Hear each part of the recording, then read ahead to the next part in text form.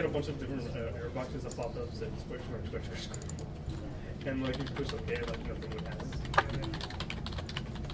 Okay, I'm getting started here. So does everybody has received my email and have a copy of those lessons from the first topic? So from now on, as soon as one assignment is due, I will print out, quote unquote, print out the lessons in a PDF so that you guys can get the entire, quote unquote, lesson and you can review the material that way. Okay. And if no one complains, I want to turn off all the lights from the front. So that way the contrast is a little bit better. Better. Although it's out of focus. Focus, focus. Yeah, but it still kind of looks weird. Why does it look weird? Is it a zoom? The screen's not flat. Yeah. The screen is not flat because of my chair. Is it better? It's good enough? We'll call it good enough. Okay, so first things first, I'm not using Windows today because Walter was here, so I can change the computer to boot from the SD card. So right now I have two memory cards in the computer. One is an SD card which contains the ISO image of a Linux distribution, a live distribution, and I also have a compact flash card to store the files that I need to access. So right now everything is running off without a hard drive. I mean, they can yank the hard drive out of this computer and it will still be fine. Any questions about the concept? I mean, you guys are all used to live DVDs, kind of. Okay. So the second thing is I'm going to record tonight's lecture. In other words, both the screen as well as my voice will be recorded, and at the end of the class, I will upload it to YouTube. So this way, you can locate my lecture, depending on how long the quote-unquote lecture part lasts. So as long as we have that part, going, we'll record that part. But when the lab starts, I'll probably stop the recording because I'll just be walking around and checking out whether people are being able to follow the instructions or not. Are there any questions about this class? Let me show you how you can find the recording because I probably will not remember to send you a separate message.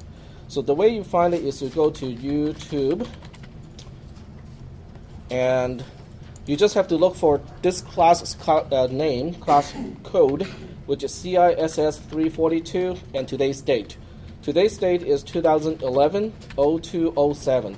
So once I have that video recording uploaded, this is all that you need to go to YouTube to locate the lecture.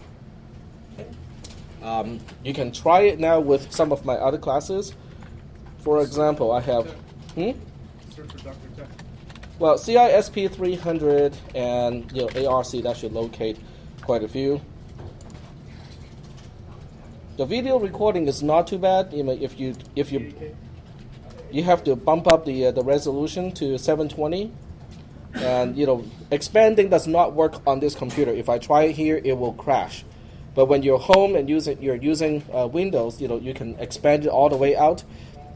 The resolution is actually pretty good. You can stop the frame and be able to read everything on the screen. Okay, including the virtual machine that we're running, all the Putty sessions and etc.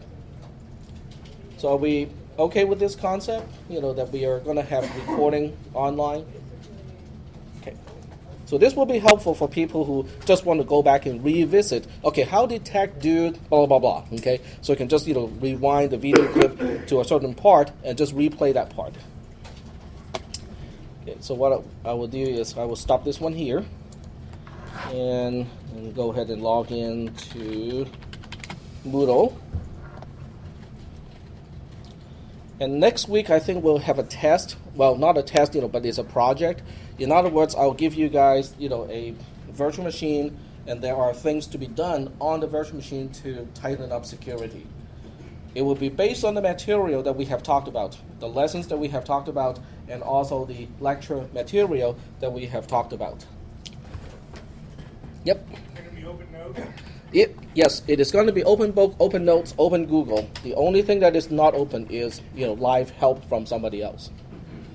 So as long as it is some pre-published material. You can use it on the web. You can bring in a book. You can bring in on an ebook reader. Yep. What if someone wears a shirt that says they're Wikipedia or Google? What if someone wears a shirt that says they're Google or Wikipedia? What if somebody? We talk to them there. What? If someone wears a shirt that says Google. What if someone is editing it live, or what if someone destroys it? No, what if someone is wearing a shirt that says Google on it? Oh. Can we talk to them? No live communication. No real-time communication. How's that? I don't care whether it's telepathic or not. The mode of communication is not important. Okay, so we're going to back to this class. And many of you have seen that we have a new homework assignment already up. It is add, check, and nope, this is the old one. I guess I haven't really opened up the new one yet. Oh, maybe I should go do it. The new one is called ownership and permissions. So this one has to do with files. If you have multiple users on the same system, how do you make sure that one user cannot freely access the other user's file? That's the question. And in some cases, if you want to allow a certain level of access, how do you control the access of files from one account to another account? That's the question that we'll answer today. And I'm going to release this today. So let's see, we have to go to here and change the available from. It's open, but I have to set a deadline too. So now I'll set it to 6 o'clock next Monday. So you guys have 1 week to do it. This one is kind of long, so you might want to allocate enough time to do it. And this is only the part one. There will be a part one later on this week for this particular topic.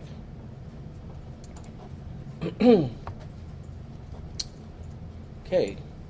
So what we'll do is we'll start with the discussion of Linux commands related to files, permissions, and also ownerships. And everything starts with who owns a file. Okay, that's the first question. Is how do I know who owns the file? As it turns out, that question has 3 answers. Okay, so there are basically 3 typical owners of any file in a Linux file system. The best way to do it is for me to use a command prompt. We can pick another one. Okay, I'm just going to pick this one, and I'm going to zoom in, so this way you can see the exact commands that I use to look at the files. ls, as many of you should know by now, is a list command. It is the same as dir in DOS. It displays the current files and folders in the current folder. Or you can give it, an argument to specify, where you want it to look. For instance, if I wanted to look into the etc folder, I can say ls/etc, and it shows me all the files and folders within the /etc folder. /etc, by the way, is what we call an absolute path because it starts with the root of the entire file system. Unlike DOS and, in many cases Windows, in a Linux, you don't use a drive letter. There's no C:, there's no D:. Everything starts with a single slash. And remember, it is a single slash and not a backslash. This is a slash symbol, not a backslash symbol. I wish I could use that screen instead of this one because I know some of my monitor is in the way. I guess I can just do this. How's that? Is it better? But I have to probably sit down on the chair too because this is not ergonomic. And I have a backache already. Let me see if this can go all the way down. Yep. That's kind of neat. But I cannot see you guys anymore. Periscope up. Okay. So that's how you use ls. You can also supply additional parameters or additional options to ls. One option that we usually supply to ls is -l, which is the long format of ls. If you just say ls-l, it would use the long format to display everything in the current folder. In this case, we have a lot of different files. You can also focus on a particular file. In other words, if I say ls-l warmup.tgz, that will just display that one single file and in a long format. Now, it is important to see what we are seeing here in the long format. The first thing we want to know is who owns the file. But as I told you, there are three people, quote unquote, three entities who actually own the file all at the same time. The first one is what we call the user owner. Okay? The user owner is the first one, and it is indicated by the first name on this list here. The second one is what we call a group owner. So a file can be owned by an owner, a file can be owned by a group. In this case, the group owner has the same name as the user owner, but that does not have to be the case. In other words, a file can be owned by a particular user owner, and it can be owned by a different group owner. Okay, so later on we can see how to set that up. But what about the third owner? Remember I said there are three implicit owners of a file? These two are explicit. Where is the other one? The other one is called, there are two names for the other one. One is called, just generally called others, O-T-H-E-R-S, others, or depending on your background, some people also call it world. Okay? In other words, every user who is not the user owner and is not a part of the group that owns the file is considered others. Are we doing okay so far? Yes? Okay.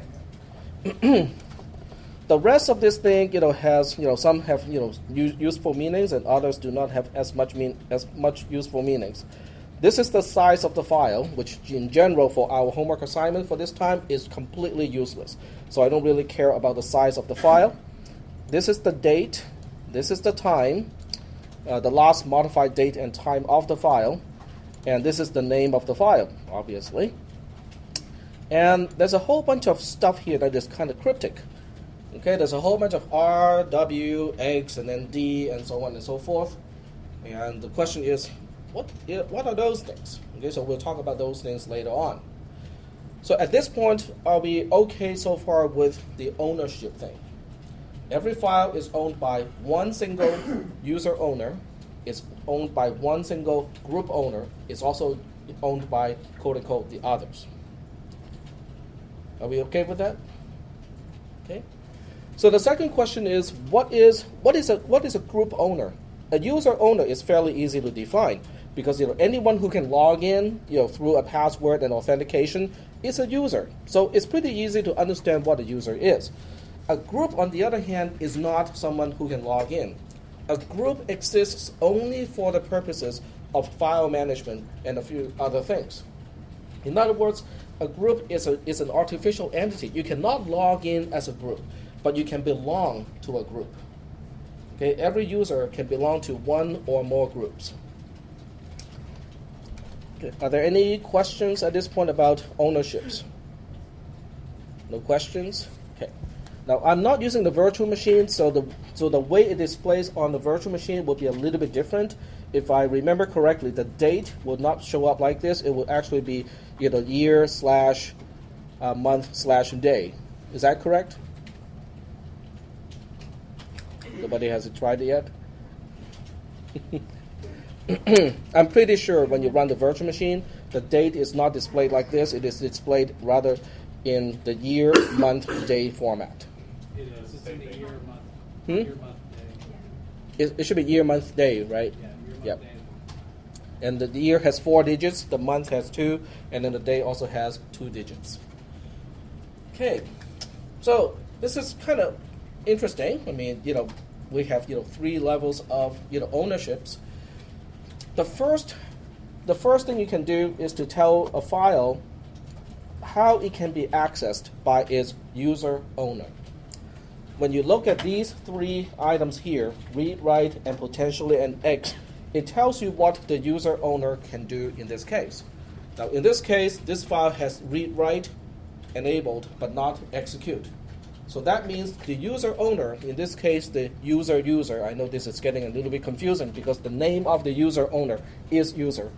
That person can read from the file. That person can also update the file. Are we doing okay so far? the next 3 flags or the next 3 items reflects what a group owner can do. In this case, the group owner, which is also user, which means it's not particularly useful, can only read but not write, cannot execute either. Okay? And the third one, which refers to others, can read, cannot write, and cannot execute. In other words, everybody in the system can read this file. But that also depends on how the folder containing this file is configured. Are there any questions at this point? So the others group, what is it? Is it for, say, some kind of a server for people who aren't actually users or in a group can access files? It's for everybody else. It's basically everybody else. In other words, if you have a file that you want to share with everybody else in the system, you can share it through the permissions of others. Okay, but you have to be careful because when you turn on, like in this case, when the file is marked as R, dash dash, it means unless the folder prohibits the file from being accessed, everybody in the system can access it. So in the case of the power server, you're talking about hundreds of user accounts who can access it. So if you've got a system set with other, I can SSH to it and just log in anonymously and be able to access those files. Is that the idea? Or some kind of Correct. maybe? Yes, because it is others. Okay. The first read write, what was that ownership of that? The first 3, Yeah, the first these 3 refer to the user owner. user. Yep. So there are the 3 owners: user owner, group owner, and quote-unquote others. Others basically refers to everybody except everybody other than the user owner itself, and also any members of the group owner. Okay. Are there any questions about this? No? Maybe I should start the virtual machine. Let me see if I can start it up from here, because it's not as easy.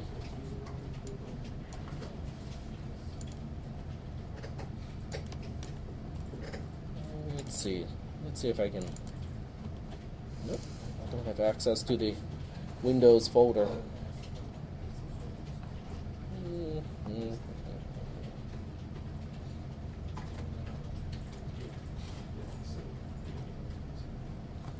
That's all right. I don't exactly need that. Shall we move on? Okay. The next thing you need to do for this homework assignment is you will need to use Putty. How many people know what is Putty in the context of system administration? Not. Okay. Okay. So the way you have to use Putty is you have to start with your virtual machine first, and then you have to use Putty. There are 2 ways to get Putty. It is all part of the lesson instructions, but if you want to know or if you want to do it now, you can go to portableapps.com and just type Putty, look for Putty, and that takes a little bit of time. Or you can go to Power 2. So either way is okay. This only applies for people who want to use Windows. If you use Linux as your host operating system, you don't need Putty. If you go to the Power server, from this lab here, you can just type Power. That's enough to resolve the URL. You go to Putty, and what you want to do is to right-click and use Save Link As, because that gives you the executable Putty, which does not rely on any type of installation. You just run the executable, and it will run. Yep. So if we use the virtual machine, we won't have to use Putty, right? If you use the virtual machine in Windows, then you should use Putty. Okay, but if I run it on my Ubuntu, I won't have to use Putty. That is correct. If you run it on Ubuntu, then you can start up a new shell, like an Xterm, and then you just say SSH to the local host. So you will still have to supply the parameters in a way, but you don't need to use Putty. They also have Putty for Ubuntu. I'll use SSH. Okay, yep. So do we know where to find Putty? There are at least 2 ways to find Putty. If you put your virtual machine on an external hard drive, I suggest that you also put Putty onto the external hard drive, possibly in the same folder where you put the virtual machine. So this way it's easy to find it. What exactly is Putty? What is an SSH client? Why do we want to use an SSH client? Yep. It's a secure shell. It's a secure shell client. What does it let you do? It lets you log on to, say, power server in a secure environment. Exactly. Okay. So using SSH or using Putty as a client of SSH, you can open up multiple terminals all at the same time to the same target machine, to the same server. Let me show you what I mean by that. Okay. I'm not running a virtual machine, but the host operating system in this case is also running Linux, and it's also running OpenSSH. So that means I can do it over here. So the way that you start up yours is not going to be the same, but I have Putty installed in Linux too. When you start up Putty, it will look like this. Now, if you don't have enough time, if you cannot catch up with what I'm saying, I would much rather have you to spend the time to see what I'm doing and ask questions accordingly. Because remember, this is all getting recorded, which means you can go home and review everything that I am talking about today. But if you're busy, copying stuff and trying to do exactly what I'm doing here, then you lose the opportunity to ask questions. When I do one thing that I thought was kind of, oh, I knew about that one already, but if you don't know about that one, you have to ask me questions. This is the configuration screen that you see when you start up Putty. It doesn't matter whether you're running Putty from Ubuntu or Windows, this is what you will see. The first thing you want to do, in this case, is to go to Connection, and make sure you select IPv4. The reason is the virtual machine implements its own tunnel to go from the host operating system to the guest operating system. Unfortunately, that emulation only works at the IPv4 level. If you leave it to auto, sometimes Putty will accidentally choose the wrong standard. It will try to use IPv6, which means when you try to make a connection, it will complain and say, I cannot make a connection. So this step is really necessary because from what I can see from my other class, the problem depends on many factors. It depends on which Windows version you're running, and also how you're connecting to the internet otherwise. So it seems to pick up the configuration from something else.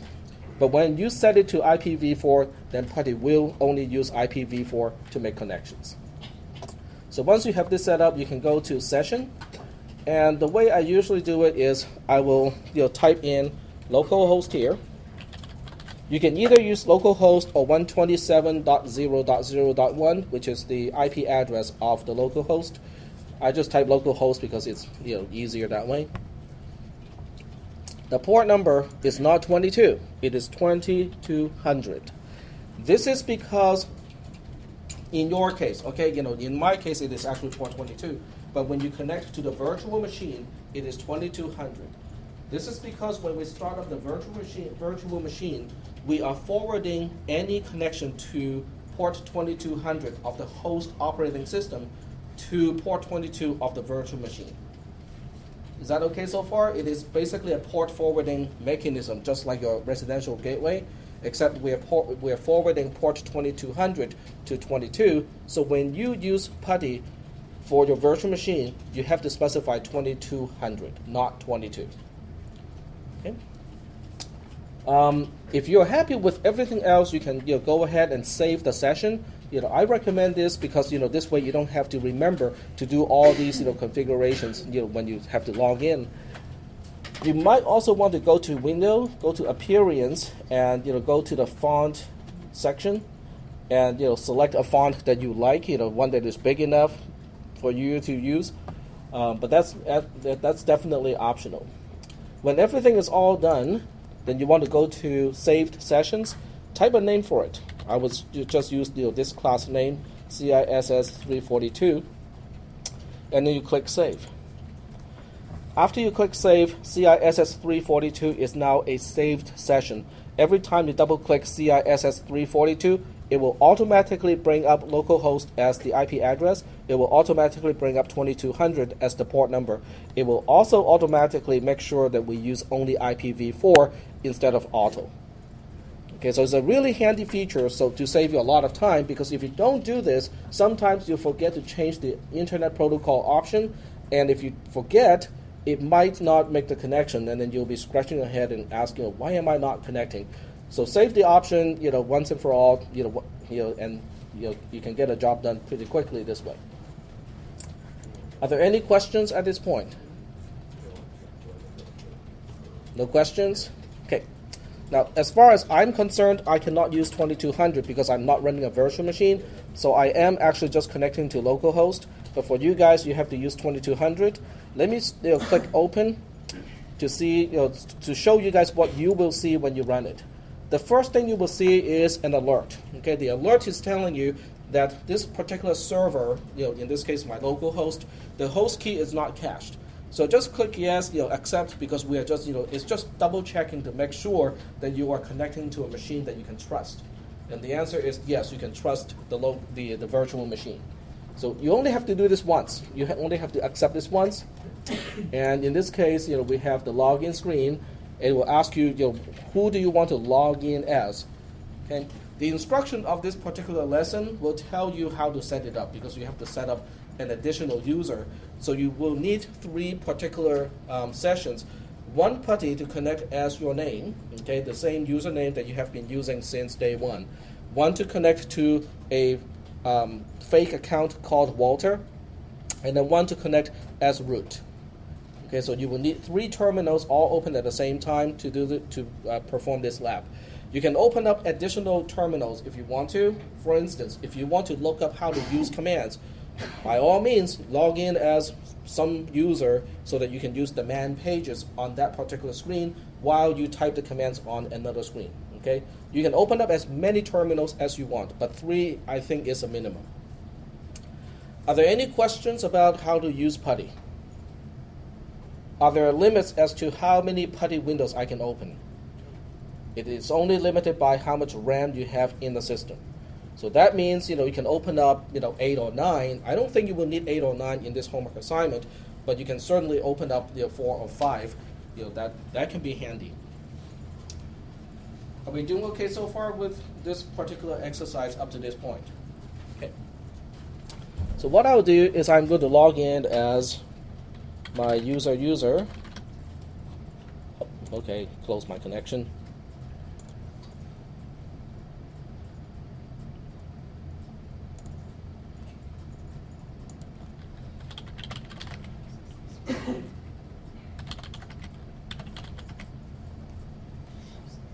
I don't think I have set up an account for root, so that's why it's not letting me log in. Technically speaking, I don't really need to log in because I'm just using the same machine here.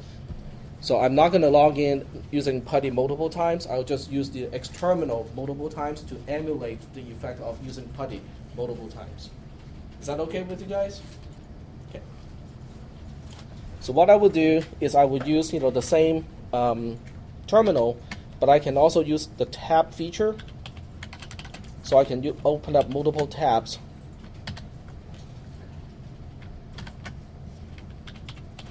There we go. So now I have 3 tabs. One tab I'm the regular user, and let me go ahead and add a new user.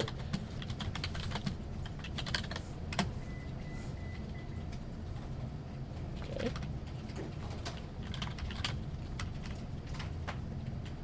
So for this homework assignment, you will need to set up a new account name called Walter. And on the last one, I have to log in as root. And one way to log in as root is to type sudo -s, but in your case you have to log in as root because you have an actual account called root.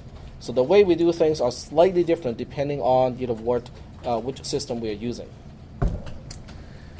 Are we doing okay so far?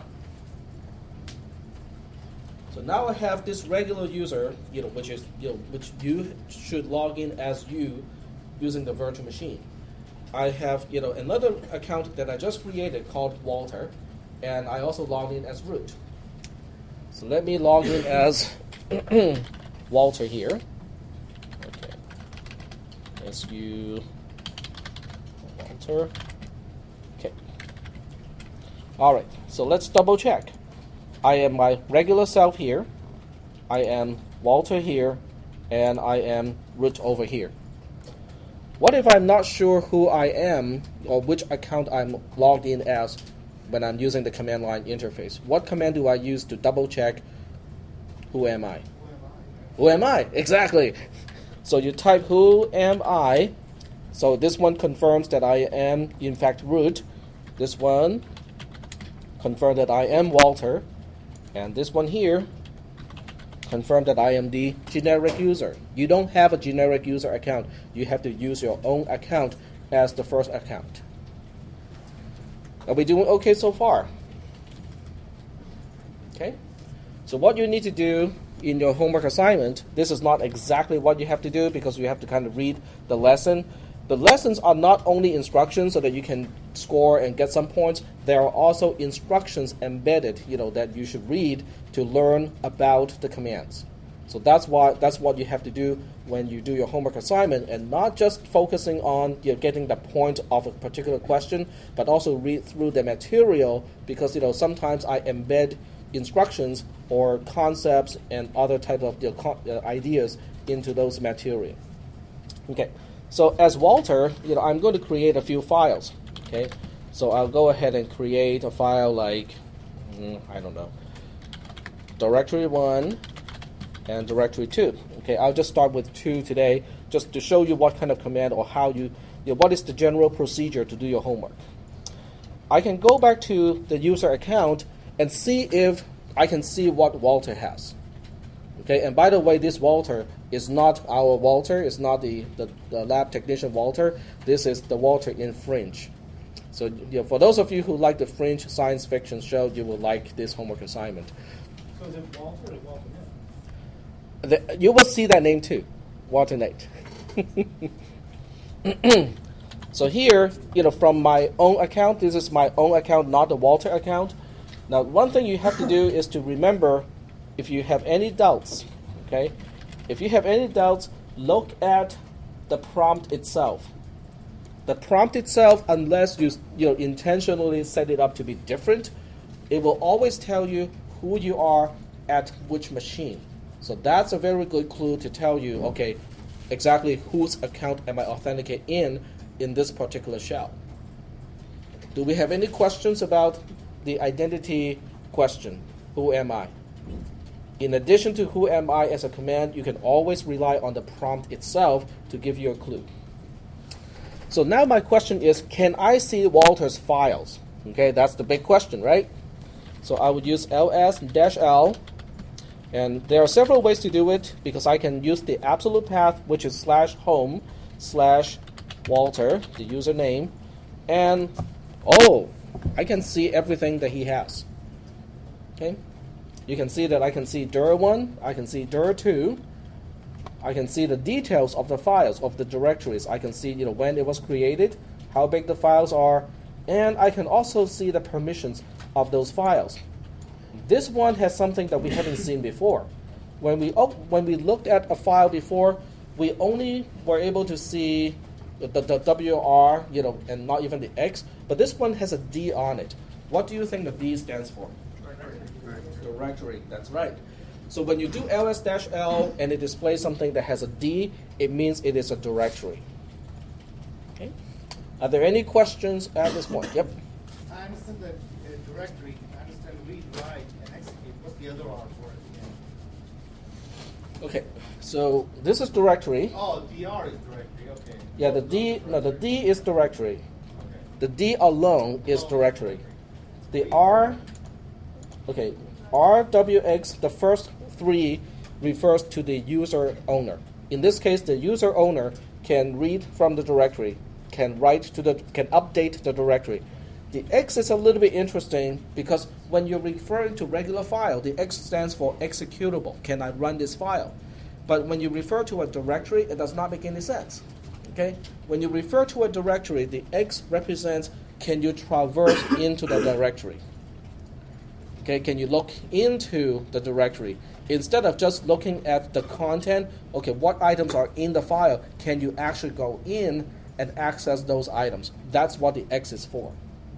Okay? So the way it is set up right now, there's no security at all. So what's the R at the other?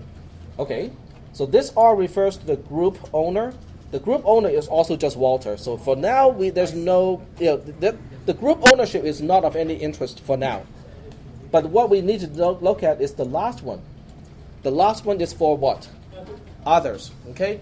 And others include the default user account. So this means everybody in the system can now look at Walter's home directory and find out what file he has. Now let's go ahead and change, create a file under dir1. Okay. So as Walter, I'm going to now. In this particular lesson, you will see that I switch, between the sessions. I try my best to remember to remind you, okay, as Walter, do this. Okay, as yourself, do this. As root, do this. Okay, but occasionally I might forget one or two. Okay, I'm hoping that I did not forget anything. But from the context, most of the time you can tell, which user should run those commands. So what I'll do is I'm going to create a file in dir1. And yes, let's go ahead and look for Walternate.txt. So I'm creating a file. I'm just, using the editor to create a file. And I'll say, Walter is a jerk. Okay? But the two Walters probably want to say the same thing to the other Walter. For those of you who watch the show, you know. Okay, so I have just created a file. I can double check and make sure the file does exist. In other words, I can do ls as Walter. I can say ls dir1, and here I have the file inside dir1 that I have just created. Okay, so the question now is, can any user on this system know that Walter calls the other Walter a jerk? Yes. The answer is probably. But we can double check. We can run the command to do it. So we can use cat. Cat is like type in DOS. It works for smaller files, but for huge text files, it's not, this is not the best command to use. And this time I use a different way. I use the tilde symbol, which is shift the backquote symbol at the upper left corner of your keyboard. So this also stands for the home directory of, in this case, Walter. In other words, if you start with a tilde symbol and followed by a username, then it automatically means the home folder of that particular user. It is a shorthand. It's a shorthand to represent /home/Walter in this case. So this time, I'm not going to check whether the directory itself is visible. I want to see if I can see that file called Walternate. Okay? And I press the Enter key. And, this is not good. The entire system can see that Walter refers to the other Walter as a jerk. Okay? So now the question is, how do you stop this? Because we want to make sure that the file is local. Now, unfortunately, there may be other files that you want to protect. If you want to protect everything under the home folder, it's easy. You just turn it off at the home folder level, then everything under the home folder level is no longer visible to the rest of the world. That's easy to do. Okay? So let me show you how to do that, because that's probably one thing that you want to do unless you have a reason to share files with everybody else. As Walter, if I want to stop access to the entire home folder, I can do this one single command. I can say chmod o minus rwx and a dot. Now don't just copy the command and run it. Okay, the question is, what does it do? Okay, what does it mean? What command are we talking about? What does it do? And why is it sometimes good and sometimes may not be so good? Okay. The first part is the command. This command is called chmod or change mod. Okay, mod is mod because each bit controlling the permission of a file is called a mod bit. Okay, a mode bit actually. Okay, so for those of you who will take ciss342, you will encounter many of these things again, but in a programming setting instead. That's the command. So what do you do when you see a command that you have not previously encountered? Well, you can Google it, but what if you don't have any internet access? Man. Exactly, man. Okay, man chmod. Now, I know the Linux help or the Linux manual command is a little bit cryptic at times, but you have to learn how to read it. Okay? Because why? But tech, isn't it your job to teach us how to do things? I mean, why do we have to read the man pages? Are you going to carry me to your workplace, when you get a job? Yes. So this is what you need to do. This is basically what you can find a lot of useful information here, and you should really read it. Okay, even if you don't get everything, read it anyway. Try to get as much as you can. So what this is saying is, you can specify whose permission gets changed. Okay, these 4 letters, which starts up the command, can specify whose permission is getting changed. U for user, G for, it's already on there, right? G for group, O for others, and A for all. Okay. In other words, A is an abbreviation of UGO itself. You can specify UGO, or you can use A. Either one works. And then it should be followed by, and this part here is optional. You can use one of these 3. Plus means you're adding a permission. Minus means you're removing a permission. Equals to means you're not adding, you're not subtracting. You are specifying exactly what permission that entity should have. The rest of this are perms or permissions. Now the perms also have their own abbreviations, and that is discussed down here. These are the possible things that you can set or take away. Lowercase r is read, lowercase w is write, lowercase x is execute or search or traverse for directories. And then we have the strange ones called T, which stands for sticky. We also have another strange one called change group ID or change user ID on execution, which is lowercase s. Those we will talk about too, but later on. Okay? Are there any questions at this point? No questions? Okay. Let's go back to the screen where the command is, and let me just scroll this up a little bit so that the people in the back can see better. What do you think this command is going to do? Chmod O minus RWX dot. Take away the read, write, and execute for others. For others. And which object am I affecting? The current directory. And where am I here? Home directory. I'm in the home directory. Now, how do I'm in the home directory? Just from the command line prompt itself, how do I know? The tilde here. Okay? So by default, the command prompt shows you a lot of information. It shows you that, who am I? I am Walter. Which machine am I on? It's on Debian, which is the default name of the machine. And where am I in the directory structure? I'm in the home folder of Walter. So knowing how to read the command, read the prompt itself can be very helpful. Now, why do you think I want to know which system I'm on at any particular time?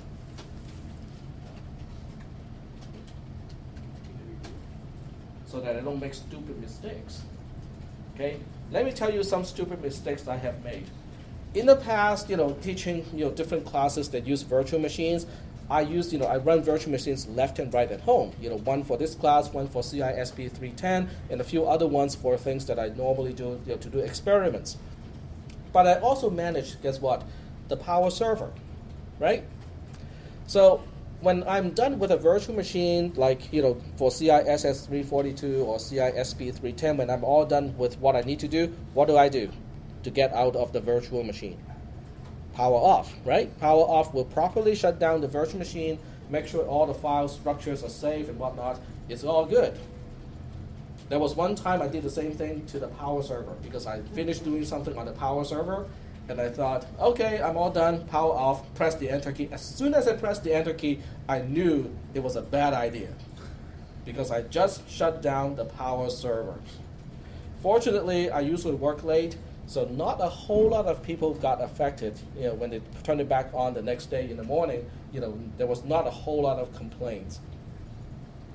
But you can see why it is important to know which host you are on when you're working on commands like power off or some other commands. Okay, Are there any questions about reading just the prompt itself? Is that good? Okay. So let me go ahead and do this. But before we do that, we probably want to remember what it looked like first. So let's do ls-ld dot.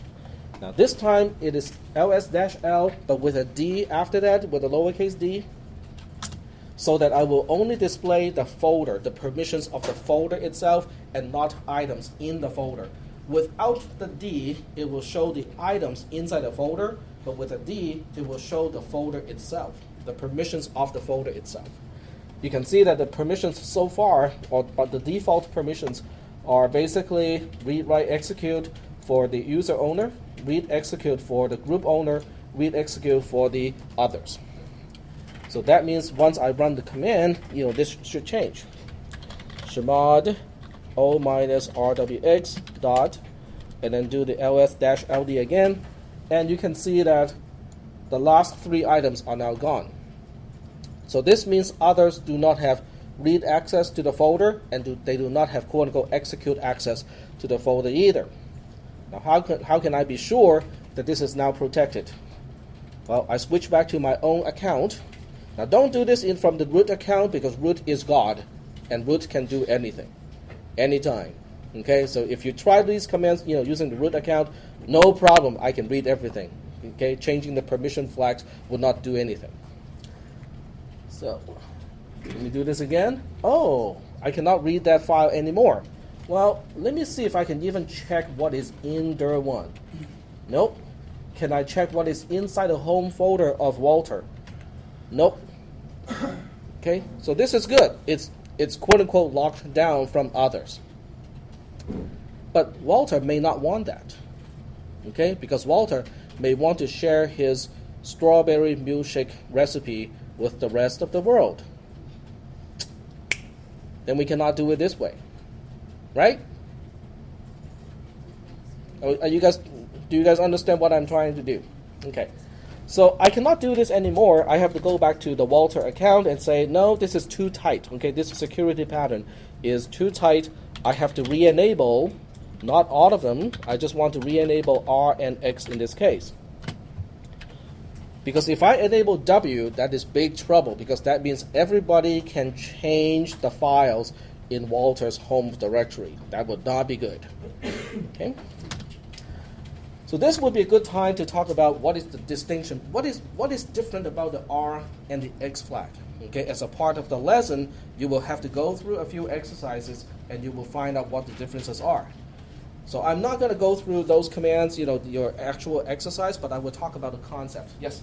When you change the permission for that particular directory, you didn't specify the directory in which Walter had written that. The dot. Did it change directory 2 as well, the permission of directory 2? The dot. The dot means in the current folder. Oh, okay. And the current folder is the home folder. Okay, got it. Yep.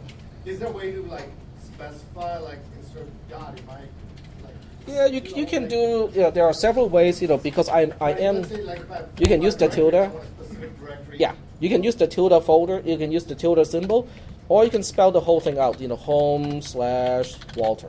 Okay. Yeah. So all 3 are exactly the same thing. It's just dot is the easiest one to type for me.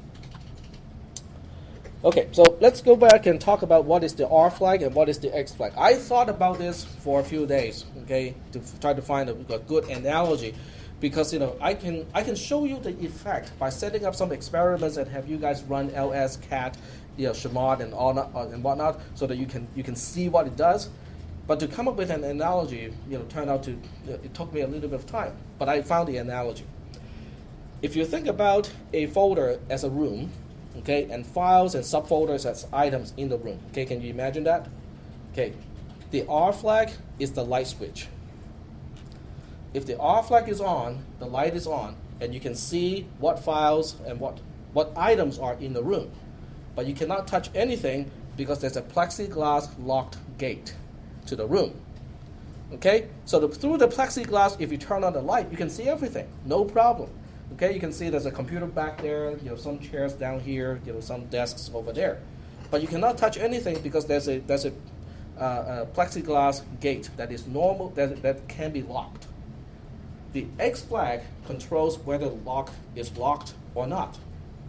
If the X flag is present, it means the lock is unlocked. Okay, so that means you can actually go in and access the items. You can touch each item.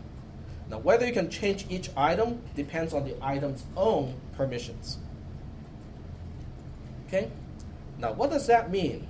One is a light switch, the other one is a lock, to the invisible gate. So that means you can turn off the light, but have the gate unlocked. But what good does it do? What if someone has been to this room already before, sometime before? Okay? In other words, someone can have a spatial memory and say, I know exactly where the router or the network switches are located. You can turn off the light, I know it is at the back of this room, and I know my way to that particular item. So that means if you disable the R flag, turn off the light, but enable the X flag, which means you unlock the plexiglass gate, people can still access those items if they know what items are in the room already. Okay?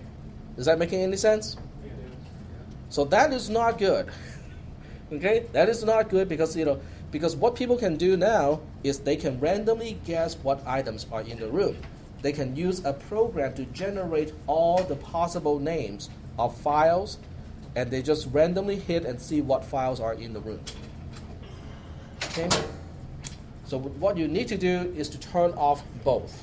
Okay? If you want protection, you want to turn off the light switch so people cannot see. And you also want to turn off the X flag, which means you want to lock the plexiglass gate so that even if they know what items are in the room, they can't get into the room. Is that analogy working out?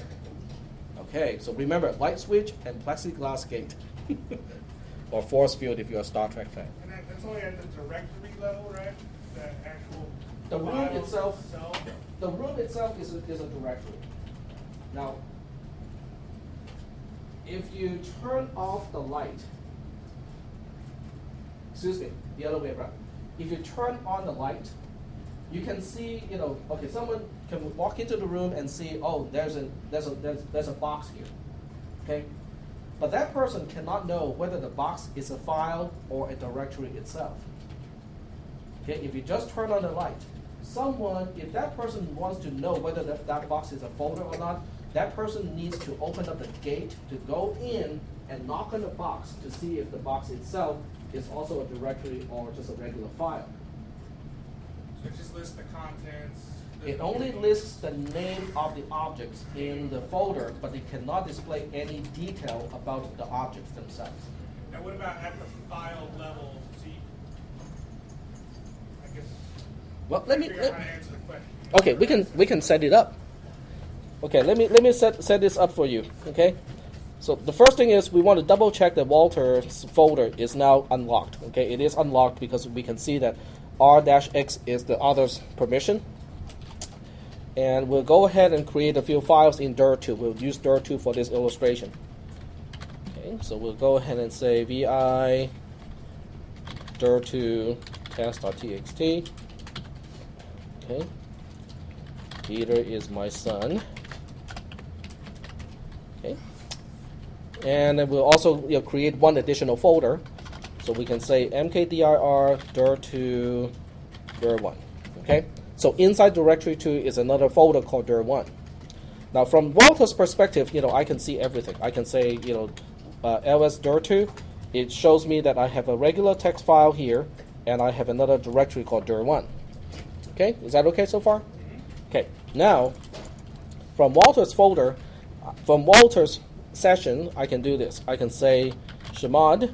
In this case, I specify O equal to R and dir2. Okay, in other words, I'm not removing any permission, I'm not adding permission, I'm specifying R is the only permission. Okay, press the enter key, and I can do a ls-ld. Remember, I need that -ld to look at the permissions of the folder itself and not items in the folder. And everything is good. So this folder now has read access only, but not the execute access to others. Okay, so once you're into that directory, though, the test.txt has another subset of permissions as well? Yes. The file itself, has its own permissions. But my concern is, can the other user see these items? Or how much can the other user see when it is quote unquote protected by having the X flag removed? So if the directory 2 had the read permission enabled or specified, then that is the only permission that would apply to the test.txt file as well? No. No, that file has its own permissions. That's entirely different. But if you can only read what's in the directory, by default, you shouldn't be able to execute that file, correct? That is correct. You cannot execute that file. Let's go ahead and switch to the regular user, which represents others, and see what we can do. So I will do ls that as tilde Walter. Well, because we fixed that account, we fixed the home directory permissions already, and we can see this. But what I want to do is, what can I see inside dir2? Remember, the light switch is on, but the gate is locked. Okay, and this is what I can see. In your case, using the virtual machine, it will display something different, but to the same effect. So basically, it can see that there are two entities. One entity has the name dir1. The other entity has a name test.txt, but it doesn't even know that dir1 is a folder or the size of the text file. It does not know anything about those two files except the names of the objects. And so then it will list each object as a line item and Right. specify permission denied? Yeah, this is what happens when you have the light switch on, but the gate locked. So if the light switch is on and the gate is unlocked, then you should be able to get in and open that test.txt file without an issue. Correct. As Yep. long as the test.txt file permissions Yes. give you that ability. Yes. Question? No. Okay. So are we doing okay with this concept? Okay. So the other way is what happens when you turn off the light, but you unlock the gate. Okay. So you need a very skilled thief to steal something this way because the light is off, but the gate is open. So to do that, I just have to change the permission to X here to specify we only want to enable the X flag and with the R flags turned off. Okay? And we can do this to double check, make sure that for others, there's no read, there's no write, only execute. Is that okay so far? That we have confirmed that this is the way we want to set it up. So now, when I go to my regular account, I can't even see what is in the room because the light switch is off. I walk into the room, the light switch is off, I cannot see anything. But hey, I was able to see something last time. So now the question is, can I walk in the dark since the gate is open? Can I walk in the dark to those particular objects and touch those objects? That's the question. So that means, can I do a ls directly onto dir1 itself and find out what dir1 is? Now this time, since I suspect dir1 itself is a folder, I have to use -ld, and the answer is yes. Okay, because the gate is open. I can walk into the room and knock each item and say, hey, what are you? The item responded, go like, I'm a directory. What about the text file? What do you think? Yes, you can. Test.txt. It shows me all the details. It shows me when it was last modified. It showed me the size of the file. It shows me the ownership of the file and also all the permissions. Do you think I can look at the content of the file? The answer is yes too. Okay, so this part is somewhere in your lesson. I just want to show you all the tricky parts because this is kind of tricky. It's not just read the instruction, do this, read the instruction, do that. It is actually a little bit more involved because the read and the execute flags are kind of they seem to do about the same thing because a lot of times you either turn off both or you turn on both. But it is not. They don't do exactly the same thing. Okay. Any questions at this point? No questions. When do I not want to turn on both the R and the X flag, or turn off both of the R and the X flag? what about a temp folder /tmp? Can anyone tell me what the /temp folder is for? People who have taken CIS A323 or 320, CIS C320A or 324. Go ahead. Temp folder is a folder that's used for programs that need a folder to store stuff in temporarily. Yep, exactly. It's got to be an open folder, or you shut down a lot of programs. Okay, Try to now. install or for instance. Okay, that's a very good answer. The answer was the temp folder is a place where all users can create temporary files. Now, what kind of temporary files are we talking about? Okay, Any files that get opened. any file that is needed, but only for a short time when a particular program is running, right? So on a server setting, what kind of files do you think will be created all day long and deleted all day long in the temp folder if the web server is not set up correctly? Your local web page, right? No, not exactly.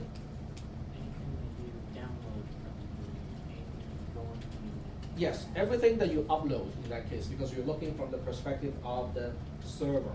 Okay? Yep, but there's more. Like text editor programs and such? Like viewing programs? Text editor programs tend to create temp files in the folder where the file is, so they don't usually go to the temp folder. Okay. How many people have taken a web programming class? Okay, how many people know what is a session when you use the web? Okay, well, the concept of a session is really easy to understand. I can show you right away. Okay. I'm going to Amazon.com. Okay. Now, what does that have anything to do with sessions? So let's say I go shopping. What do I want to buy? USB external drive. Okay. Now, remember, every time you click something, every time you press the enter key, every time you specify a URL and say go, it is a separate connection from the previous one. Okay? In other words, every time you click something, it is technically speaking a brand new TCP/IP connection to the Amazon.com server, and when you reply and display the content, that TCP/IP connection is done. It is disconnected. So the question now that I have for you guys is, what happens when I click this one and say add to cart? Okay, now it's not surprising that this time it shows me that I have one item in my shopping cart because I just clicked purchase this item, right? Now, what if I click something else? What if I do another search? Okay, the next thing I want to do is to find an 8 GB SD card. Hey, something is strange here. You don't think it is strange, but I do. How come it still remember that I have one item in my shopping cart? It's tracking a session. Okay. In other words, a session when you do web browsing is not a feature of TCP/IP. Every time you click, it is actually a lot of little connections. Every image is one connection. Okay. So the illusion that you are, doing one single shopping session is entirely created. It's an illusion created by software. It is mostly done by cookies. Okay, the cookies enable the server to keep track of, the abstract concept of a session. Now, when you write PHP programs, PHP has a nice little feature to keep track of sessions for you. Okay, that makes it really easy to write programs. But if they don't specify it correctly, the sessions are tracked by temp files in the /temp folder. What is the problem? They're left open. Sorry? Not to IO. Well, you need that file anyway. You need to keep track of the session, one way or another. If you don't use files, you have to use a database, which means you still have I/O operations going on. From the security standpoint, what is the problem? Yep. Basically, if you've gone there and it's storing there, that means someone else can see by looking at those temporary files where you've been, what buttons and what other Exactly. Except it is the opposite around because I'm the server. Remember, this is on a computer server. So let's say Amazon.com and what is the arch rival of Amazon.com? Pick one. eBay. Okay, let's say eBay and Amazon.com were just starting up, and they're both hosting their websites on the same machine.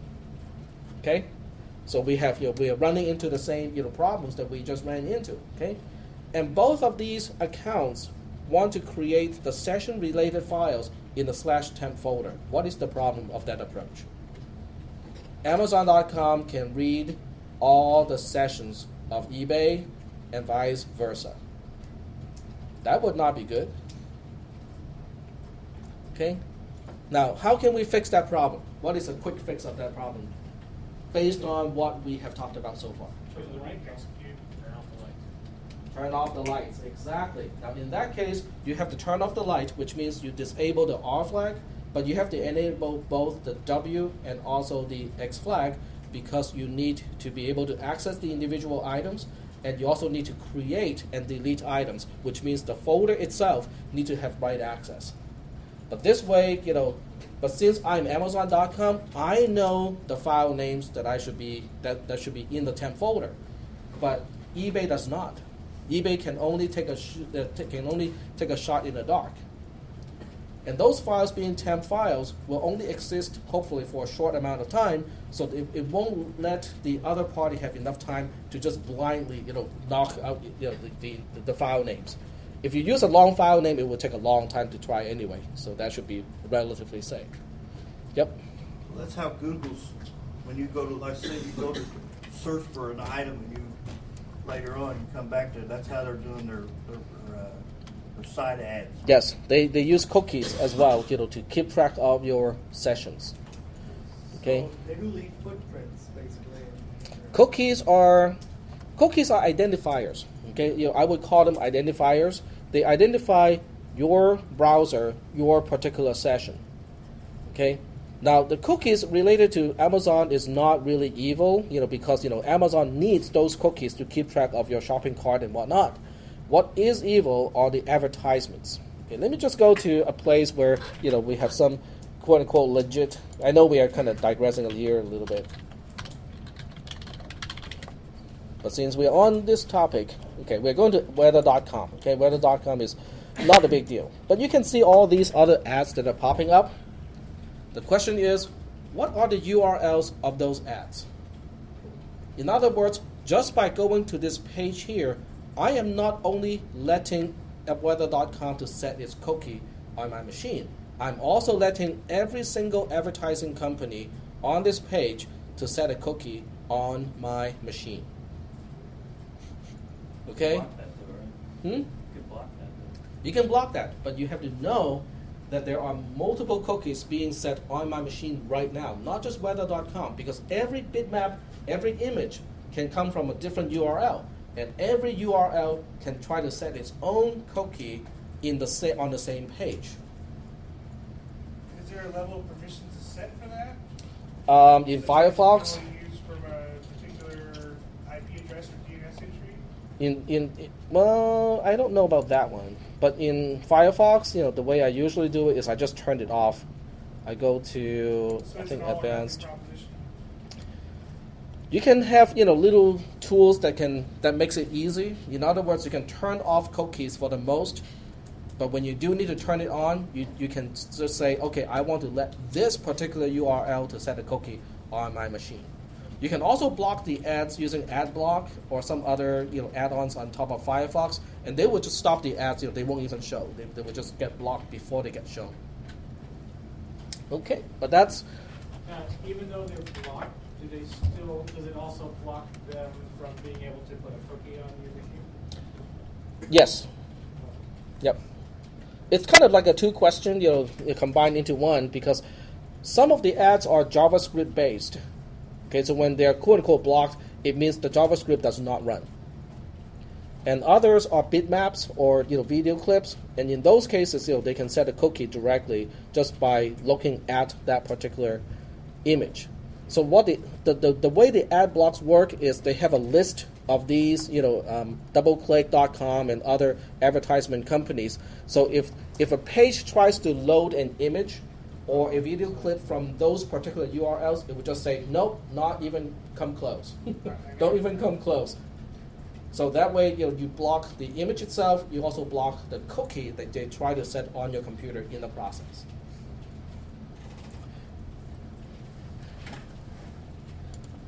Okay, so getting back to our notes here.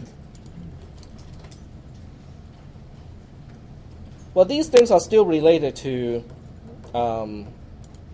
workstation security. It's just not the current topic, but since we were kind of talking about that stuff already, that's why I just kind of jumped in and talked about that. Okay, so are we doing okay so far with the others permission here? Turning on the light switch versus the lock of the gate. Okay. Now let's say Walter wants to protect some of his folders, but want to open up other folders so that everybody in the system can see it. Okay. What if there are folders where he only wants a few people to access, not everybody else, not protected only to himself, but a few select individuals, select users who can use it, who have access to that folder. How can we do that? Groups. Very good. So the next concept to talk about are groups. So in this case, I need to use the root account to create groups. The regular user account is very limited in terms of what it can do. When you want to add a new group, you have to use the root account to add a group itself. And the command is pretty easy. Add group, you just give it a group name. So in this case, since I don't want to do your homework assignment, I'm not going to use the name that you are supposed to use in your homework. So I'll use something else. What would be a good one to use? Attack.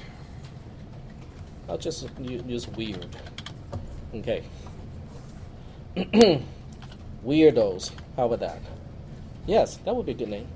Okay, so I'm adding a new group called Weirdos. Okay. Now Weirdos as a group does not have any way to authenticate into the system. It cannot log in. Okay, Weirdos cannot log in because it is just a group. And at this point, Weirdos as a group has no members. Okay, well, a group with no members can exist, but is not particularly useful. So what you need to do is to add people to the group itself. The funny thing is, you can use add user for that purpose. So you can say add user, blah, blah, blah. Now, I'm not going to show you the command because it is part of your homework assignment to know how to use add user to add a user to a group. So what do? Man. So every time you don't know how to do something, you just have to say, man, because that would be the right answer.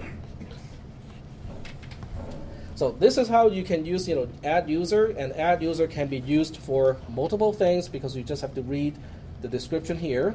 Add user and add group, add users and groups to the system according to the command line options and configuration information in adduser.conf, which, by the way, you guys don't have to mess with, okay? You don't have to deal with the configuration file.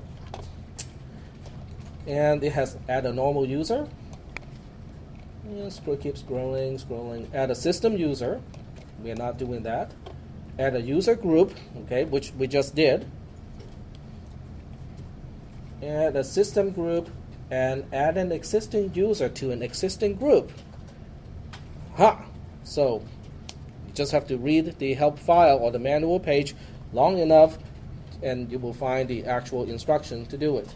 You don't have to use the options, by the way. Most of the options you don't have to use at all. So are we doing okay so far? Now let's go back to Walter's folder, okay? And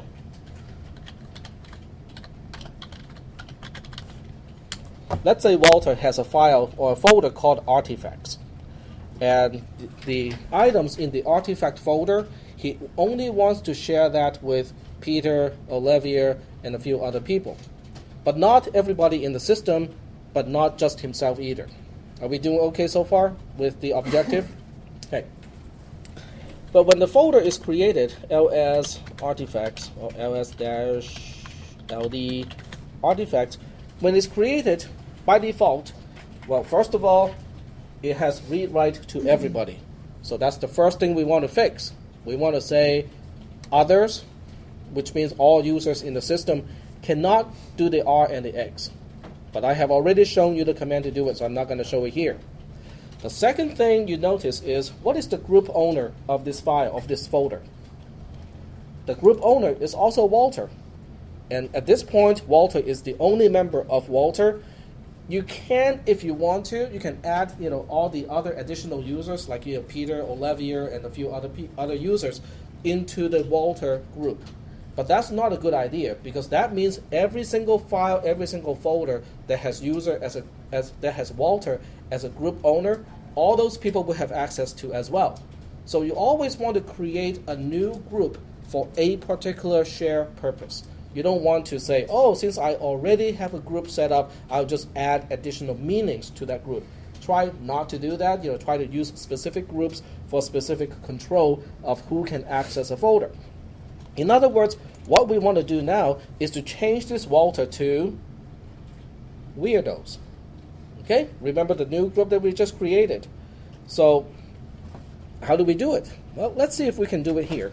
The command you have to use is called chown, C-H-O-W-N, or chown, change ownership. And, well, I'll only show you this much because you need to look up the man page to know exactly how to change the ownership. But I can tell you, even if you know the exact syntax to do it, it won't work here. And that's because a user cannot change the group owner of a file to anyone other than the user himself or herself. Okay, since we're changing it to weirdos, we cannot do it here. So why do I have the third tab? Root. Yep, a root can do it. So that means you have to use the chown command as root in order to change the group ownership to something else. Are we doing okay so far? Okay. But it's pretty hard for me to proceed from this point without actually running the command, so I'm just going to run it.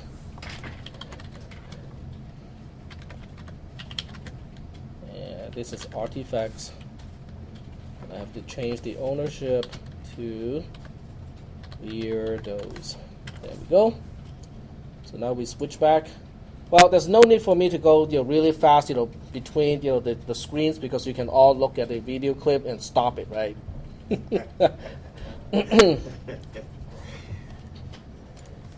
Okay, so I just did a part of your homework. Well, let's take a look at artifacts, and guess what? What changed? What got changed this time? The group ownership got changed. It switched from Walter to weirdos. So now I can just add additional users to the weirdos group, and those people will be able to access this particular folder, because this folder already has read execute permission to the group owner. Are we doing okay so far? Yes? Okay. But then we run into yet another problem. Okay? The other problem that we run into is like this. So let's say I'm Walter and I'm typing a new document. Okay? I'm typing a document in the artifacts, and what would be a good artifact to use?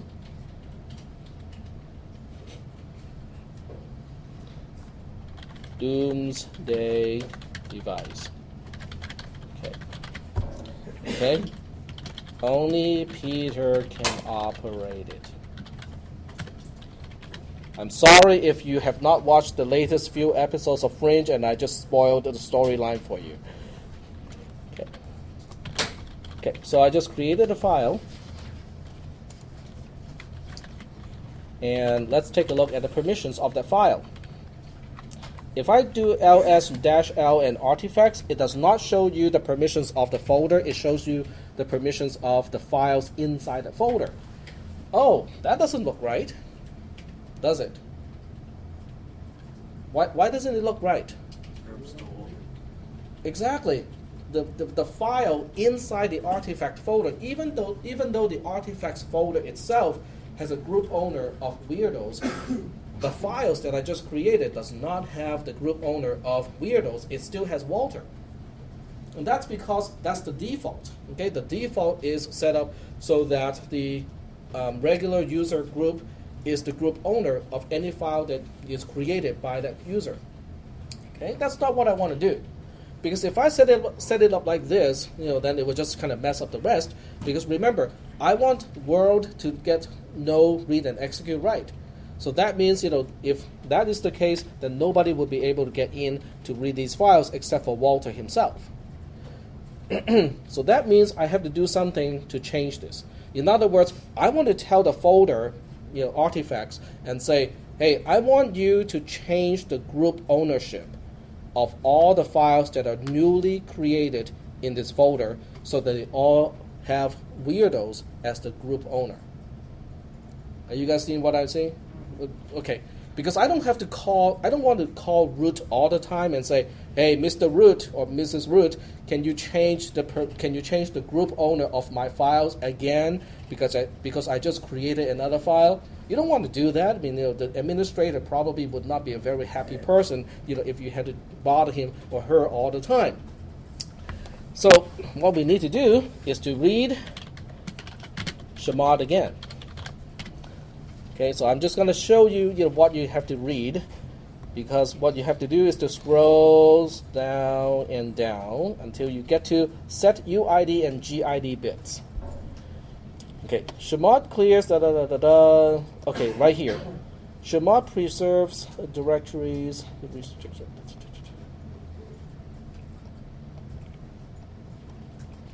Okay, there it specifies that not the sticky bit, and it is here.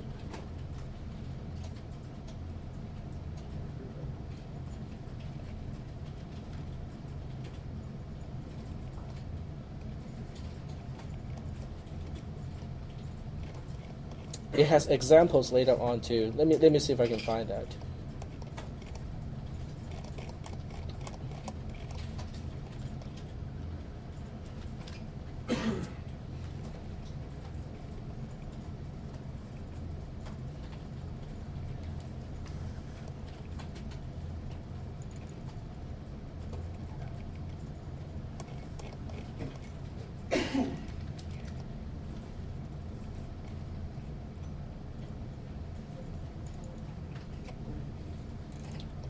There we go.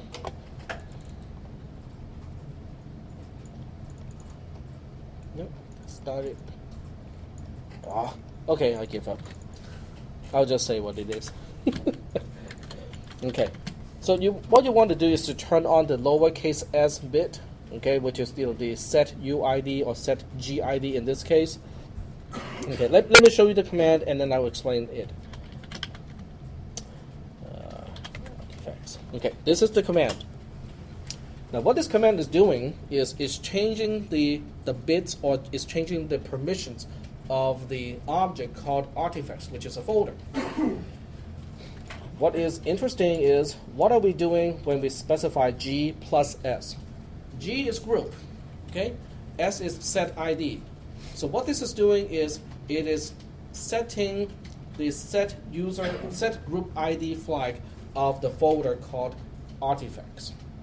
The effect of that is exactly what I just described earlier. What it will do is, whatever the group ID or the group owner of the folder is, all newly created file under that will inherit the same group ID from the folder itself. Okay, are we doing okay so far? Yep. What's the S stand for here? The S stands for set GID in this case, set group ID. Okay. But this won't work because I can show you artifacts again and nothing has changed. Because if this command ran successfully, this X here will be changed to a lowercase s. But since it's not, that means somehow the command did not work successfully. It's because of the same reason, okay? Because the group owner is weirdos and no longer Walters. And who am I in this shell? I am Walter. So that means I cannot do it because I'm not the owner of the group. So the only person who can do it, unfortunately, is root. So we have to ask root one more time to make that one change. So we say chmod, in this case g plus s, Walter, artifacts, and then we go back to the Walter shell, and then we look at that, and you can see that this time it is confirmed because of the lowercase s here. The lowercase s, in this case, because it is in these three digits, it tells me that only the group ID is set in this case. You can also have it to set the owner ID, but in this case it will only affect the group ID. Are we doing okay so far? Yep. So this is what you're doing basically on the power server to let the users Yep. in different classes to use the recipient Not version. exactly different classes, because Apache runs as a particular group. So that's why I have to use this particular flag so that so that Apache can access the files. Because if Apache cannot access your files inside public HTML, then they cannot run the scripts or display the content. Okay. So let's go ahead and try it. So this time I'll create yet another file inside the artifact folder.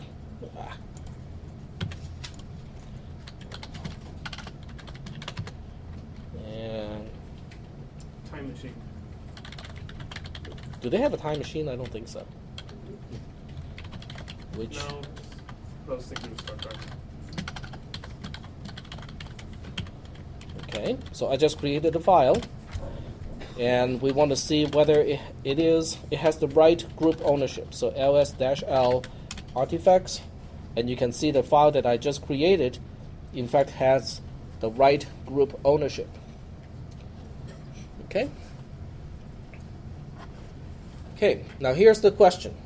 If I successfully go back into artifacts, okay, let me show you what I mean by that. Okay, so now ls-l-ld. Okay, so let's just say that I go back and I say, oh, this is not good because I don't want the entire world to be able to see what Walter knows about the artifact. So I turn off these 2 bits. Okay, I turn off these 2 bits, and then I have the 2 files that are inside with their permissions and ownerships set up this way. Okay? And let's just say that I'm also a part of the weirdos group. The question is, can I read both files? Let me pose the question again. The question is, if I go back and I change the R and the X flag of others and take out both of these flags, okay? And I guarantee that I am a group of weirdos, but I'm a member of the weirdos group, but I am not a member of the Walter group. The question is, can I read both of these files? Because the intention is to share these files only to people in the weirdos group. You should be able to. You're just part of that group. But if you shut down the groups R and X, then no, then it will not be. I did not shut down the group RX. I shut down the others RX. Yeah, so you should be able to see it. Okay, let's think about it. Okay, yep, go ahead.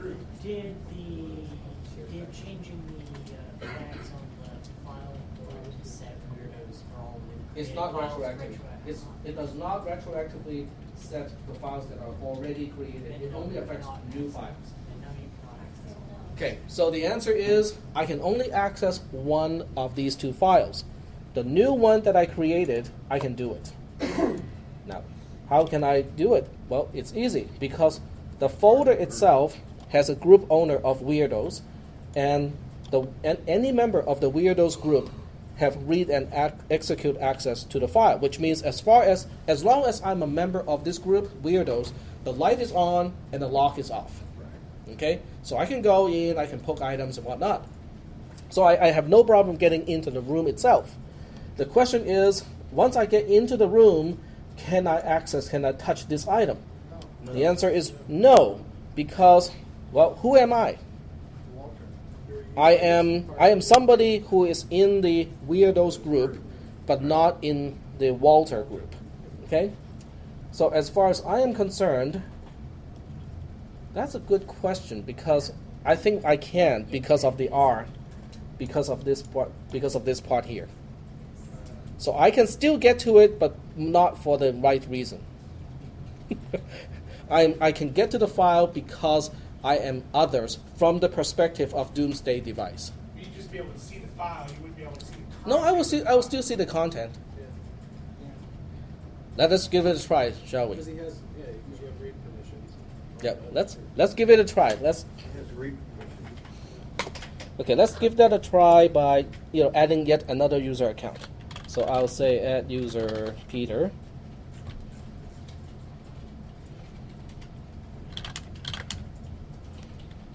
Yeah, I will be able to access it, but not because I'm a member of the Weirdos group, but because of I'm others. So I can use my group ownership to get into the room, but once I'm in the room, I can access the file because I am others. Okay, so I just created Peter, and let me change user to Peter. What? Wait, I need to add user Peter to Weirdos. And now I can become Peter. Okay. So I'm also a shapeshifter. So I'm Peter now. Let's see if I can look at stuff in Walter's folder. Ah, no problem. That's good. Let me see if I can see items in the artifact folder. I can see them.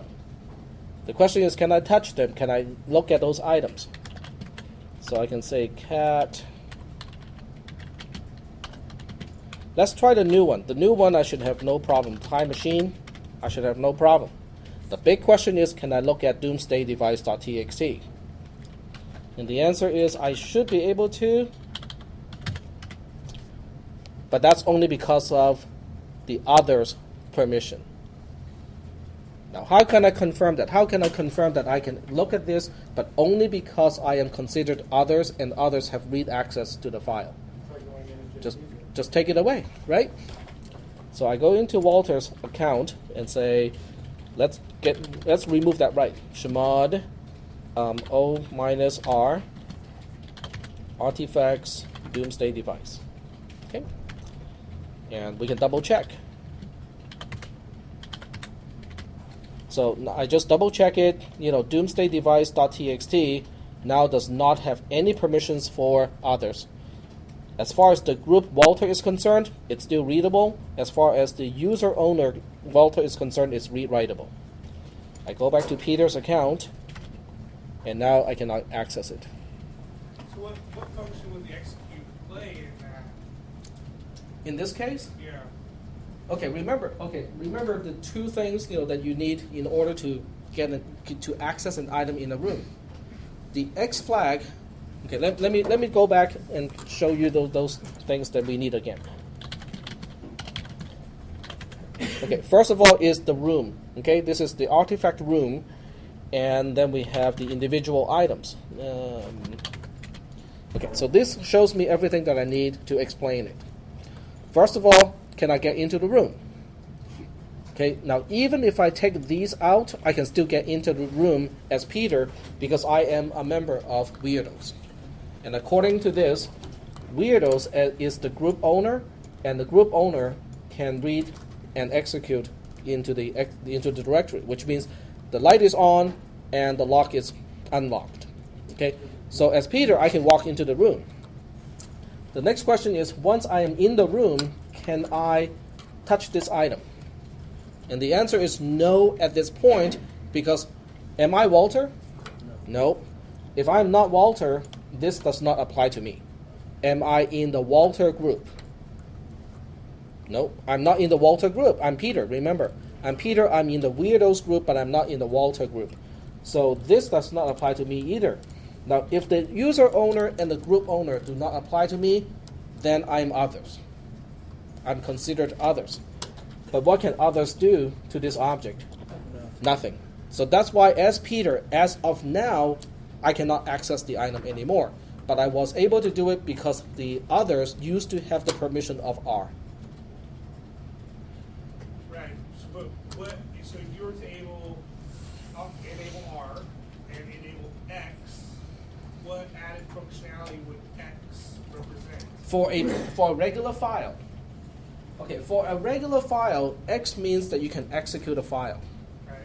Okay, so in the case of DOS, a .bat file is a text file that is executable. But in DOS or in NTFS, there's no such execute flag. So when you say blah blah blah .bat, you can run it automatically, or I should say the execute flag is automatically turned on in that particular file system. So in this case, the X just wouldn't apply to that file because it's not an executable file type. Correct. Well, you can turn any text file into an executable. The question is, can the shell or can anything interpret the content of the file in order to execute it? Okay? So are there any questions about the permissions, the group ownerships, and stuff like that at this point? Is it convoluted? No? I think it's a lot simpler than Windows group management. But it's not as powerful because groups cannot be hierarchical. Yeah, they're not nested. They cannot be nested, exactly. What that means is, one group cannot become a member of another group.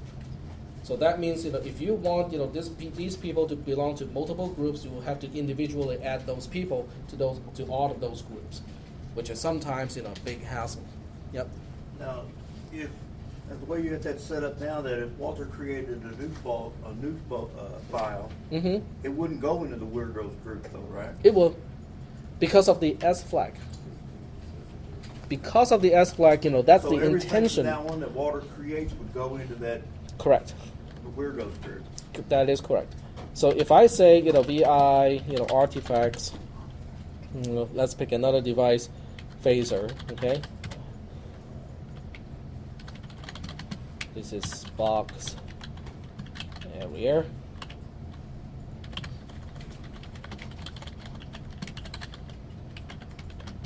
Okay.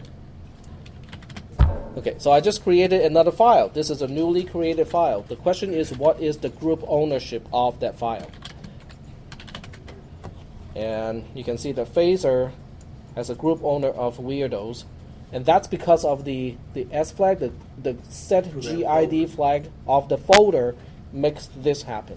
Okay, but if Walter creates something going into another folder, it would still be in Walter's group. That is correct. This is limited only to the artifacts To that folder. folder. But remember, this is also recursive, which means if you create a folder inside artifacts, it will also inherit this. So let's try that, okay? So we'll go ahead and create a folder inside artifacts, and we'll say for good purposes, okay?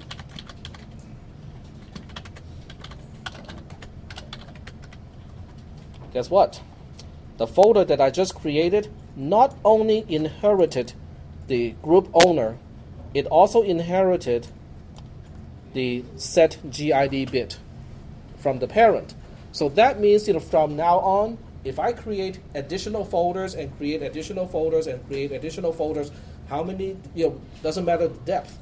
But as long as I keep doing this, they will all have the group owner of weirdos. And all the files that I create inside this folder, including all its folders, will also have a group owner of weirdos. So it starts at the parent directory that you Yes. set the S at. Yep. And this is the first place. But if I go all the way back to the home folder of Walter, it doesn't change it because it is not affected by the S flag. The S flag only affects everything from that level and down. So Walter couldn't put a file in the Weirdos folder from this point on and be a group Walter, right? Without having to He cannot it. change the group owner back to Walter anymore. Yes. Yeah, so anything in other words, that there's no way that Walter could put a Walter user group Walter in that folder at this point. That is correct. It Walter only goes back to what he did before it was changed. Yes. Walter does not have the ability to change the group owner of a file inside artifacts or any of his subfolders back to Walter anymore. Yep. They all have to be weirdos as a group owner. Yep. You had a question. I have a question. What if you took the file and moved it from, say, dir1 and dir2 straight over to the home dir1? Because you named it to dir1.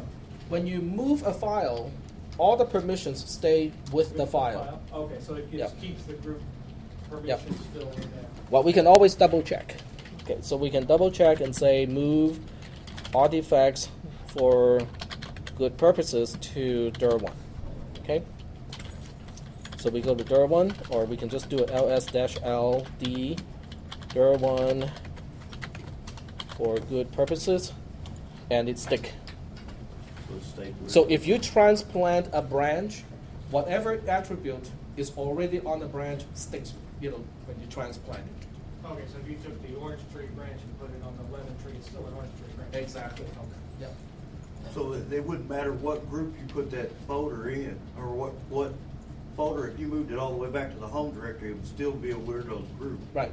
So this is one quick and easy way to not to bother the group, the root account or the administrator, because you can graft. you can grow branches with the attributes that you want, and then you graft it to somewhere else where the branches normally would not go. So that's it's because grafting is under your rights. I mean, as a user, you have the right to graft the branches. You just cannot change the attributes of the branches.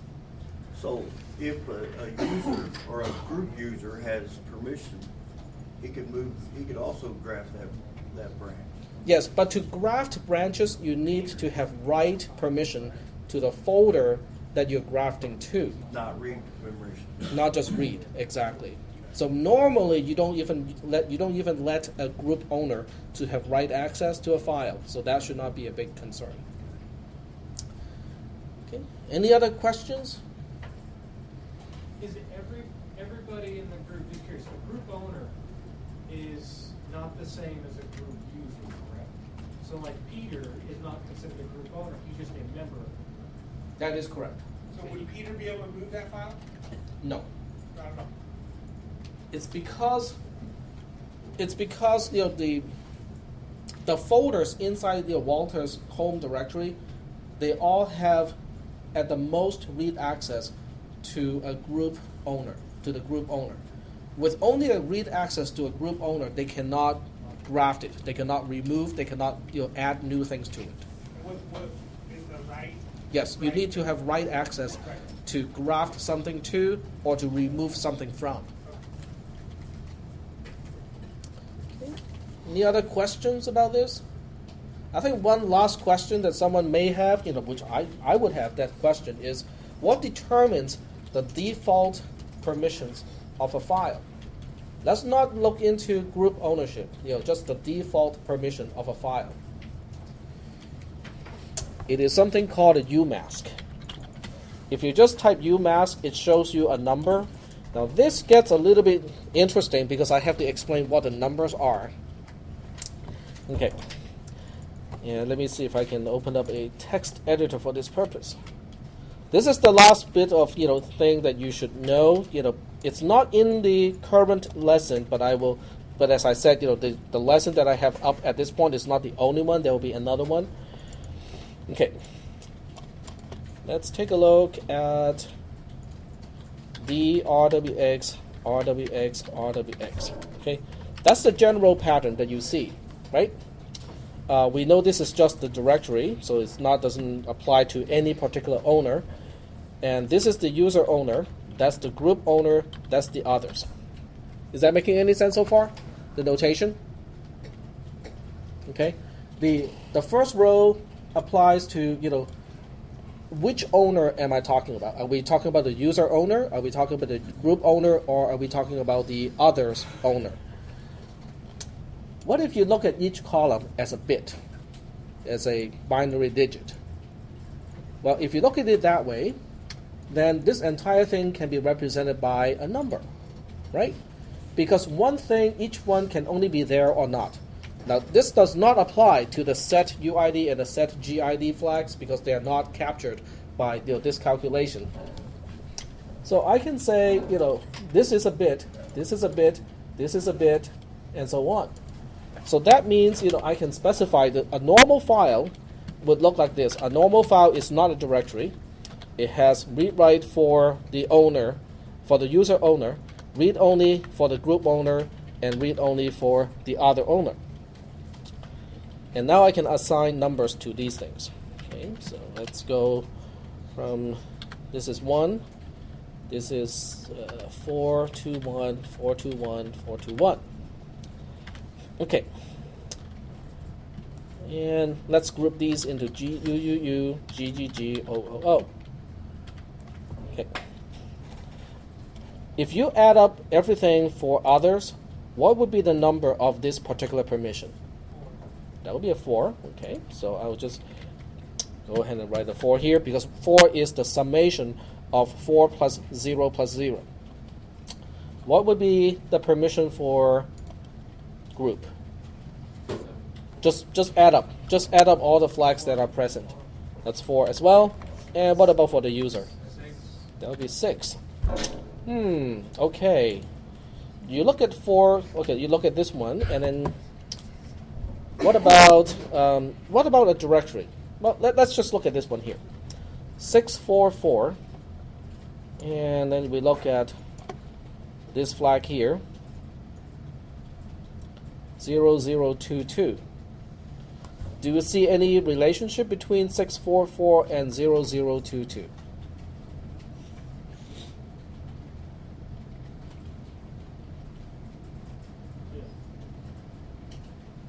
They all add up to 6.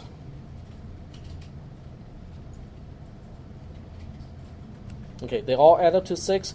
This 2 plus this 4 is 6. This 2 plus this 4 is 6. This 0 plus this 6 is 6. So the U mask is what they call a mask, okay, to control the default permission of a file. This is not the right man page. There's another man page for this, I think. I hope. No.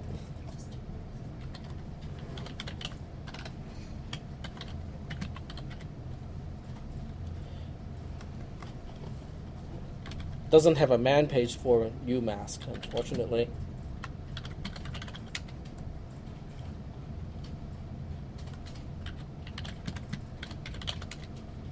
Nope, does not work that way.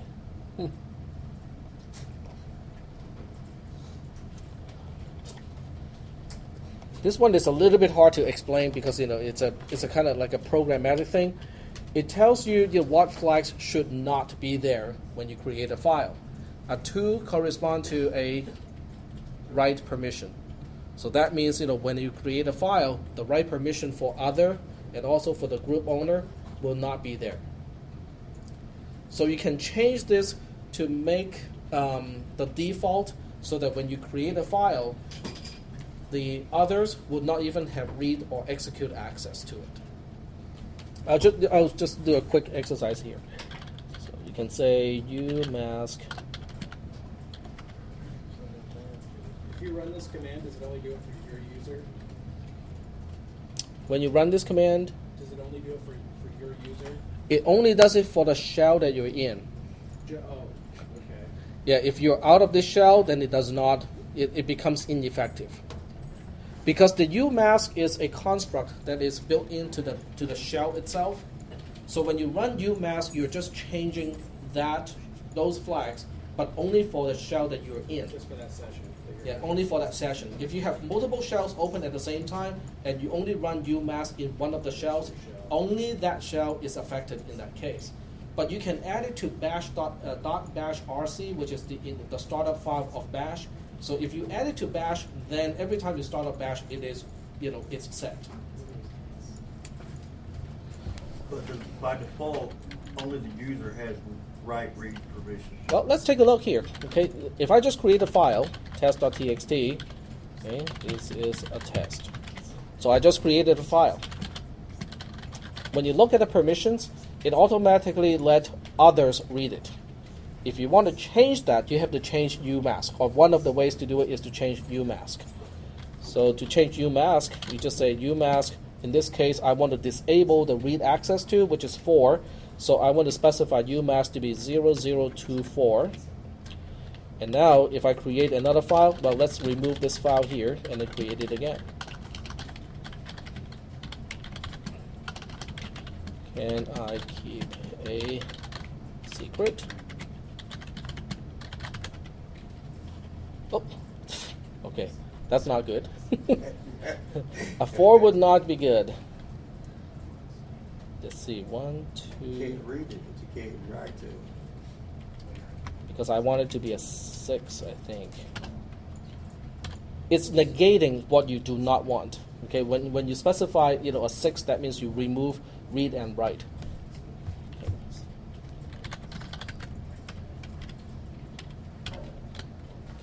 just have to create it again.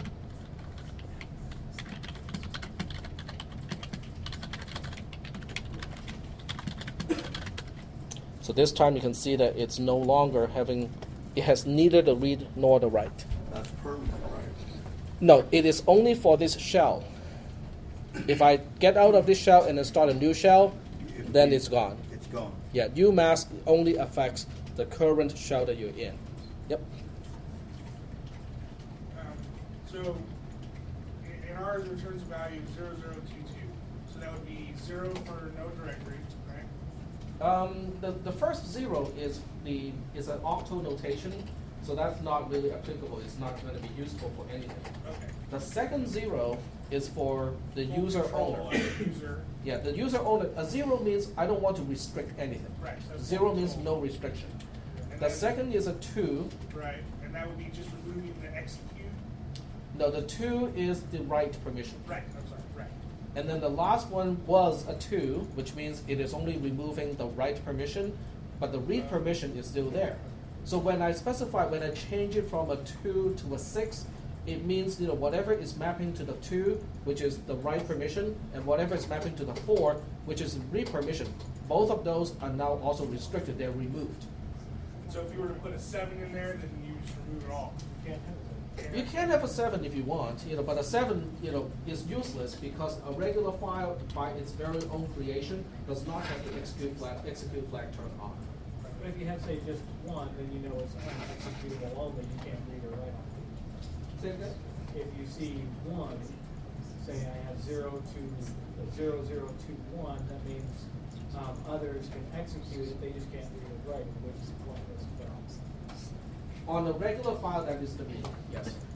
Yep. On a regular file, not a directory. Sometimes it actually makes sense, to do it, because a read allows someone to copy the file.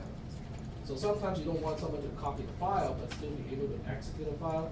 I'm not sure about that one. I'm not sure whether you can set a file to just having the X flag so that someone can execute a file but not read the file. Well, then they can't reprogram it or change or modify it. Yeah, but sometimes you might, maybe that's exactly what you want, is you don't want to reveal the source code to someone, Right. but you want that someone to be able to run the. Right, you want them to be able to play the program solitaire, but not read to say how it's doing it, right? Or copy the program. Right. Yeah, because without the read flag, you cannot read the file to copy it to somewhere else. But since it's open source, we're required to reveal that if they can execute. Well, okay, I can give you one example. It's a bad example, but I'll use it anyway. What if you have a script to start up a backup process, and as a part of the script, you have to supply the password to a remote system to authenticate against the remote system? Then you don't want to reveal the actual content, Right. but you might have someone else who want to execute the file because that person may need that to back up their files. That makes sense. Okay. Are there any other questions? No other questions? Okay, so all of this stuff here, so before you do the homework assignment, you should read this note here. So this note here has, basically most of the stuff that I talked about, minus some of the stuff that we just kind of mentioned, during the class. But it has all the other things that we talked about, and the rest of the instructions are in the lesson itself. Now, how do you guys like the lesson format? Bad, good? It's all right. It's good. It's okay? Yeah, just remember, sometimes I embed actual, material inside the lesson, so they're not just step by step. Okay, do this and then this step. Sometimes I explain why you're seeing what you're seeing, so it's worthwhile to actually read through the notes as well. If there are no questions, I will turn this into a lab at this point and stop the recording. Is that okay? Okay. Yep. Oh, sign-in sheet. Exactly. I forgot about that. Almost forgot. Thank you. Thanks for reminding. Okay, don't leave yet, until you have signed in sign on the sign-in sheet. And I'm going to stop the recording and upload it right away so that you guys can get it before you get home.